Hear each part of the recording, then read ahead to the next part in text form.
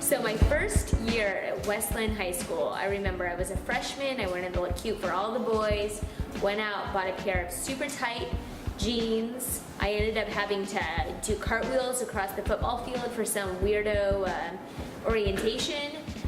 And then I realized I wasn't being myself. What I belonged in was sweatpants and on the basketball court.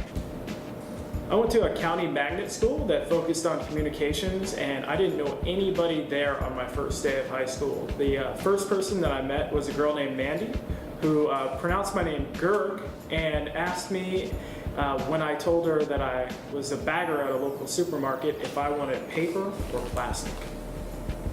The night before I started my senior year at Lane Tech High School in Chicago, I couldn't sleep. Super excited, just the anticipation of finally being a senior after 3 years of watching seniors graduate, finally being that individual to essentially walk across the stage and be done with high school completely. I went to an all-girls Catholic high school, so heading back into the school year meant mentally preparing myself to wear a skirt all year round. Not too fond of that in Chicago winters, and also not having an all-male presence unless the boys from the neighboring school came over for class, at which point all the girls would kind of act like this.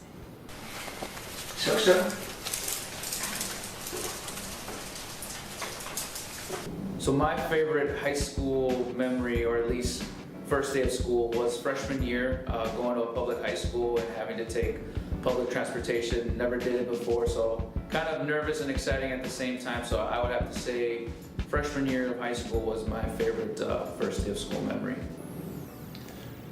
All right, so the night before my very first day of freshman year, my dad was cutting my hair while we were watching TV.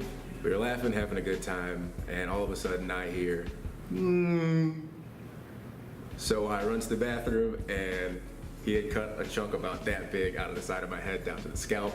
Mind you, this is when I had a baby fro back in the day.